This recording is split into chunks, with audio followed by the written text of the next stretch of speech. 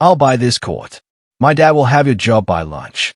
The words hang in the air like poison, sharp enough to cut through every principle. The Providence Municipal Court was built on. 23-year-old Sloan Whitmore stands at the defendant's table, arms crossed, designer sunglasses still perched on her head, her phone clutched in one manicured hand like a weapon she's ready to deploy.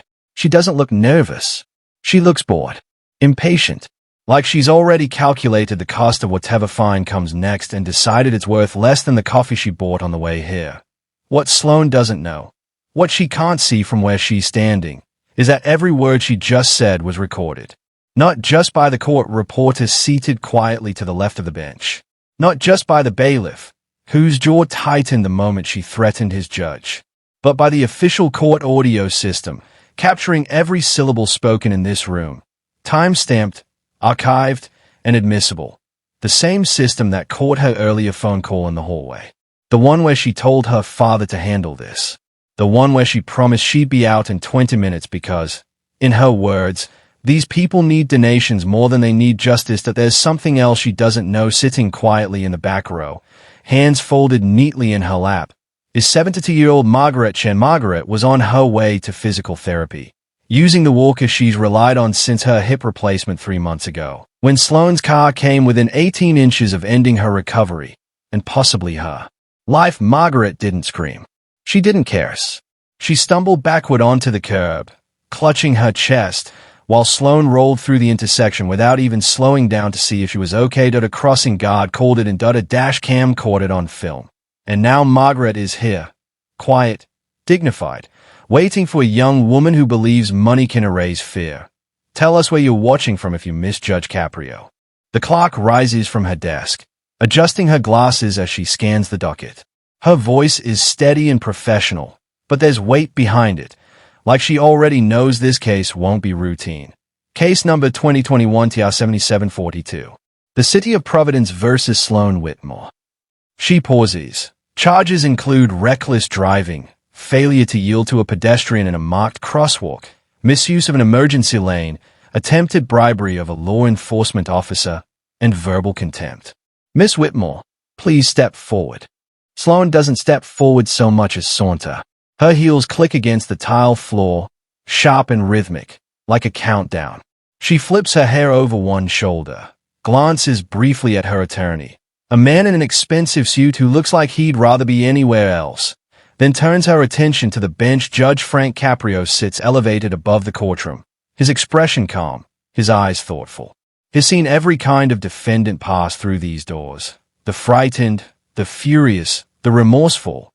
But entitlement is different. IT doesn't respond to lectures. IT doesn't bend to stern warnings. IT requires something else entirely. Miss Whitmore, he begins, his voice gentle but firm. Do you understand the charges that have been read against you? Sloan shrugs. The motion is so casual it borders on disrespect. Sure. I drove in a lane I wasn't supposed to. Big deal. Nobody got hurt. Judge Caprio leans forward slightly, his hands folded on the bench. Nobody got hurt. He repeats slowly, letting the words hang in the air. Miss Whitmore, the report indicates you came within 2 feet of striking a 72-year-old woman in a crosswalk. A woman using a walker. A woman who had the right of way. Sloan rolls her eyes, just enough for everyone to see. She was fine. I saw her move. The courtroom goes silent. Even the hum of the air conditioning feels loud. Judge Caprio doesn't raise his voice. He doesn't need to. He studies Sloan for a long moment, then turns his attention to the prosecution. Officer Cruz is present to testify. Your Honor, the prosecutor says. Thank you, Ms. Daniels. Officer Natalie Cruz steps forward from the side of the courtroom. Her uniform is pressed, her badge catching the fluorescent light. She's been a traffic officer for 6 years. She's written hundreds of citations, but this one, stayed with her. Officer Cruz, Judge Caprio says, walk us through what happened on the morning of October 19th. Officer Cruz nods, pulling a small notebook from her belt. At approximately 9:47 a.m., I was stationed near the intersection of Benefit Street and Waterman. Traffic was heavy due to construction. I observed a white Mercedes sedan, registered to the defendant, using the emergency lane to bypass stopped vehicles. She looks up, steady and precise.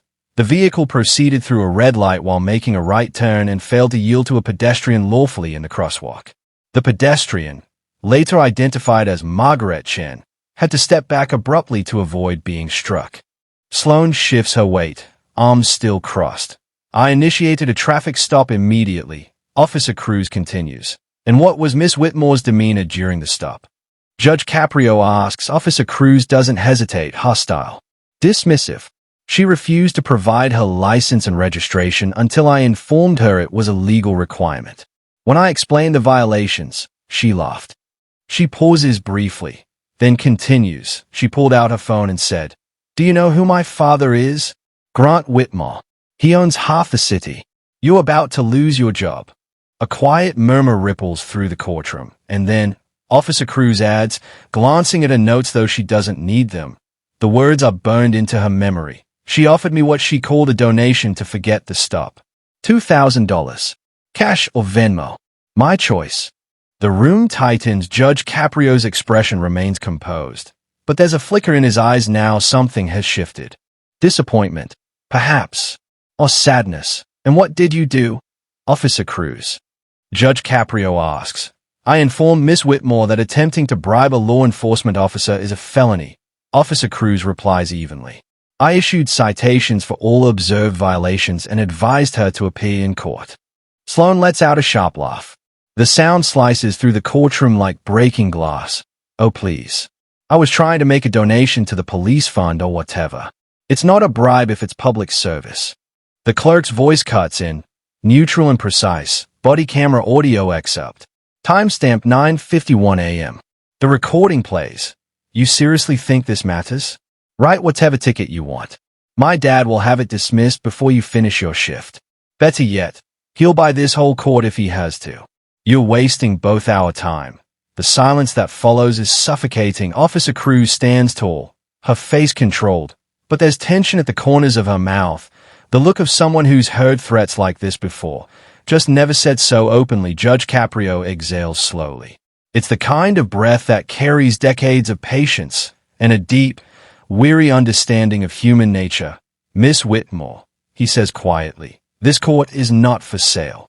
Sloane laughs again, but this time the sound is brittle, forced. That's cute. But I'm not interested in speeches. How much is a fine?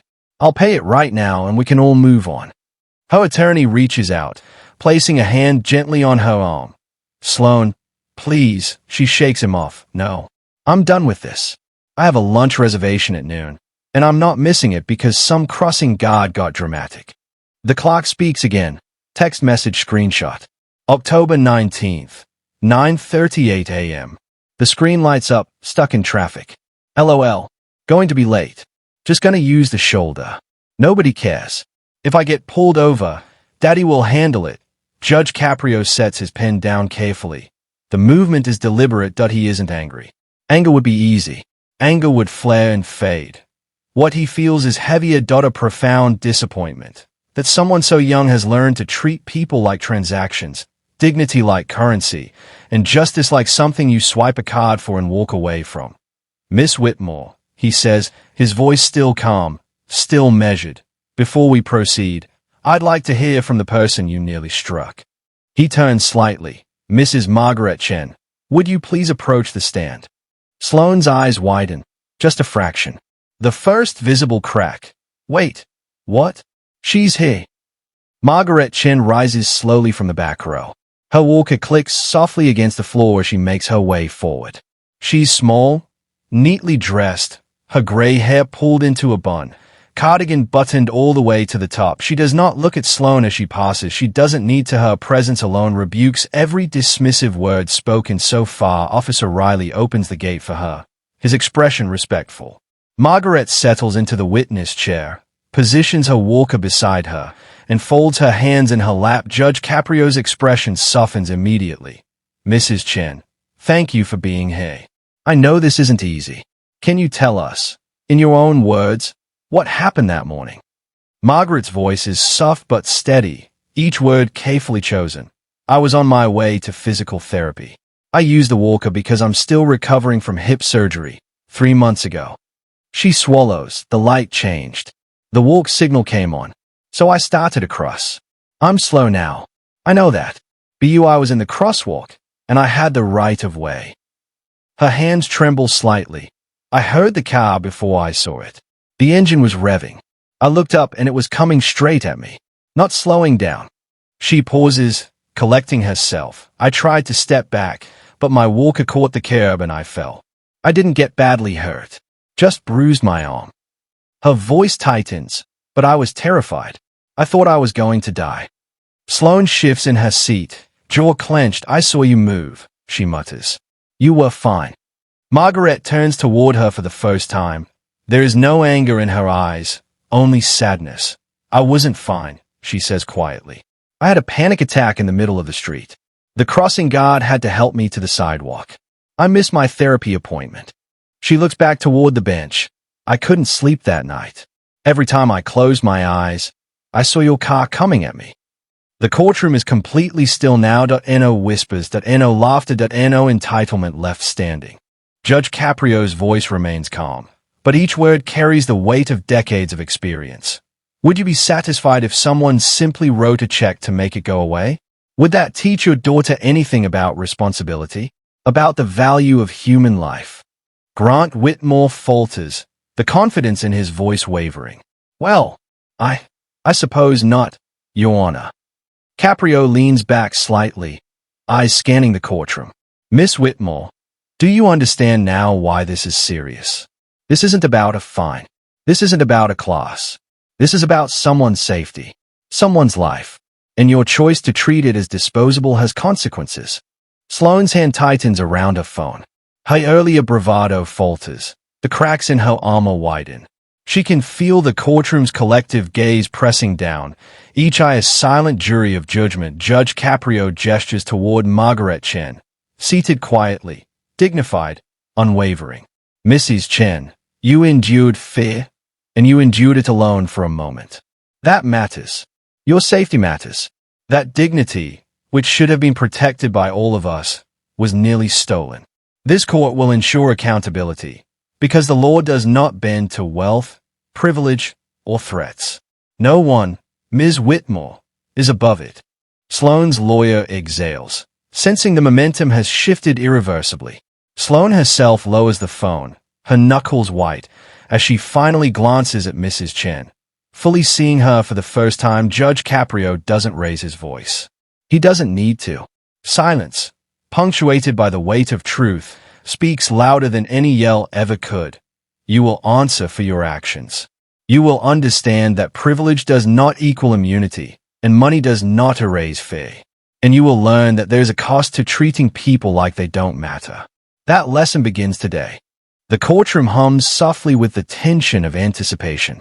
Margaret Chen exhales quietly, steadying herself, a small gesture of courage that resonates far beyond the walls of this room. Judge Caprio leans forward slightly, voice lowering, each word deliberate, precise.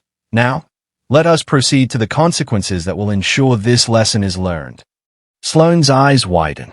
Wait, I thought I was just going to file papers or something, she says, her voice tight, betraying the first real hint of panic. Nope, the coordinator replies, cheerful but firm. You on the front lines. You'll be helping every day for the next few weeks. You're learning what responsibility actually looks like. The first day is humbling. Sloane struggles with wheelchairs, awkwardly balancing herself while helping Mrs. Hernandez into a van. She drops a walker once, muttering under her breath, catching the coordinator's sharp gaze. She's exhausted, sore, and slowly, the veil of entitlement begins to crack. By the end of the week, Sloane has helped more seniors than she can count. She's learned their names, their routines, their stories. She's seen lives shaped by struggle, dignity maintained in the face of vulnerability, and a patience that she's never had to exercise before. One afternoon, she's helping Mr. Patel, a man with a prosthetic leg, into the van. His grip is strong but careful. He smiles at her. You're learning, aren't you? He says. Sloane hesitates, the weight of weeks pressing down. I think I am, she admits quietly. It's small, but it's a start. Each day, the walls of privilege she built around herself crumble a little. Each trip, Each careful step with someone relying on her teaches her a lesson that no money or lecture ever could. That real service requires humility, patience, and respect. And with every hour, she begins to see the world, not as a stage for her entitlement, not as a playground for her whims, but as a network of lives that intersect, each deserving care, attention, and dignity. By the end of her first month, Sloane isn't the same young woman who sauntered into the courtroom, heels clicking, phone in hand. She's tired, yes, but also more aware, more present, more human. The journey is only beginning. But already, the lessons are sinking in, shaping the person she might yet become. Think you can handle that? Sloane nods, though her stomach knots with anxiety. The first person she assists is an 84-year-old man named Harold, who must reach a dialysis appointment. He moves slowly, hands trembling as he grips his cane, and Sloane finds herself holding her breath with every step, terrified he might fall. Once he's finally settled in the van, he smiles at her. "Thank you, dear. You're very kind." Sloane doesn't feel kind. She feels ashamed. The second week proves even harder. She meets a woman named Linda, who reminds her of Margaret. Small, frail, relying on a walker to reach physical therapy. Linda recounts the car accident that shattered her pelvis, the grueling months of recovery, the fear that grips her every time she crosses a street. People don't watch anymore. They're on their phones, rushing, or simply indifferent. "But we're still here," Linda says. "We still matter." Sloane thinks of her own phone, of the careless text she sent that morning, of how casually she dismissed Margaret's life. The shame sinks deeper, embedding itself in her bones like a weight she cannot shake. By the third week, something shifts. She stops checking her watch every 5 minutes. She stops worrying about what she's missing, the parties, lunches, influencer events. Instead, she begins to truly pay attention. She memorized Harold's dialysis schedule. She brings Linda's favorite tea to therapy appointments. She listens, truly listens, when an elderly veteran named Thomas recounts his time in Korea, without interrupting or trying to outshine his stories with her own point. One afternoon, while helping a woman named Doris into the van, Doris suddenly grasps her hand. "You're different than you were," Doris says. "When you first started, you looked miserable. Now, you look like you're actually here. What changed?" Sloane doesn't know how to answer. She thinks of Margaret's face in the courtroom, of Judge Caprio's quiet disappointment, of her father's voice on the phone. Confident, commanding, until it wasn't. "I think I'm starting to understand," she finally says. "That people matter. That I'm not more important than anyone else, just because I have money." Doris squeezes her hand. "That's a good lesson to learn, honey. A lot of people go their whole lives without figuring that out." Community Service Log November 28, 2021. Hours completed, 87.20. Supervisor notes, significant improvement in attitude and engagement. Punctual, respectful, willing to go beyond assigned tasks. Clients report positive interactions. The defensive driving course hits in a different way. Sloane sits in a classroom with a dozen others, teenagers, adults, all there because they made mistakes. The instructor shows videos of accidents, statistics on pedestrian fatalities, and testimonials from families who lost loved ones to reckless drivers. Sloane watches a mother speak about her son, killed in a crosswalk by someone texting. She flees to the bathroom to cry. When she returns, the instructor doesn't call her out. He simply nods, acknowledging her presence, and continues at the course's conclusion. He asks if anyone wishes to share what they've learned. Sloane raises her hand. "I thought I was invincible," she admits. "I thought rules didn't apply to me because I could pay my way out of consequences. But I almost killed someone, and money wouldn't have brought her back. It wouldn't erase what I did. I can't change the past, but I can do better now. And I will."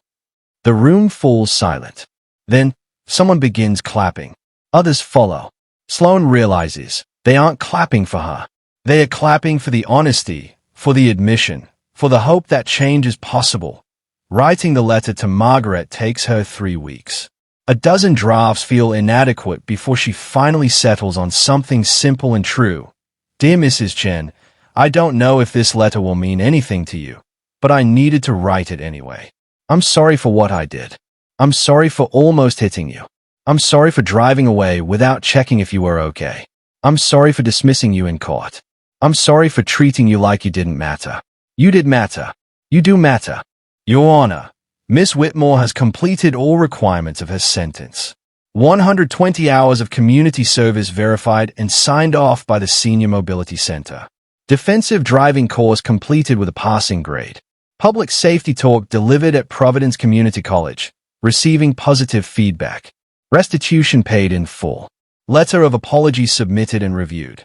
Judge Caprio looks up, his expression thoughtful. Miss Whitmore, I've read your letter. I've reviewed the reports from your community service. I've watched the video of your talk at the college. I want to ask you something. How do you feel now, compared to the first time you stood in this courtroom? Sloan takes a deep breath. I feel like a different person.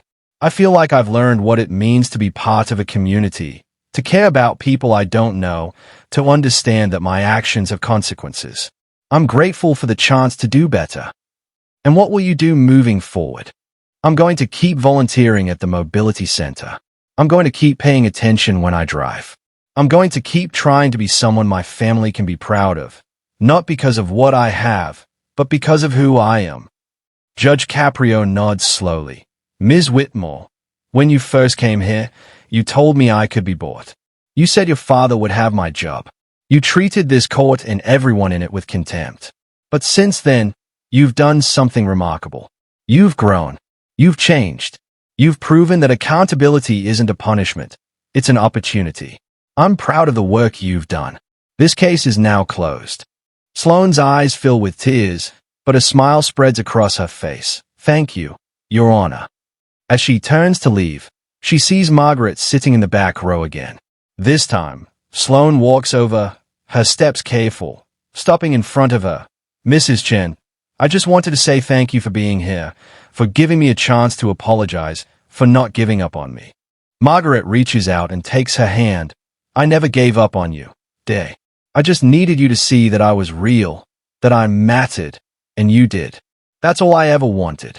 Sloane squeezes her hand, then lets go, walking out of the courtroom with her head held high, her heart lighter, into a future that finally feels built on something solid. Dramatization for storytelling and education, not legal advice or reporting.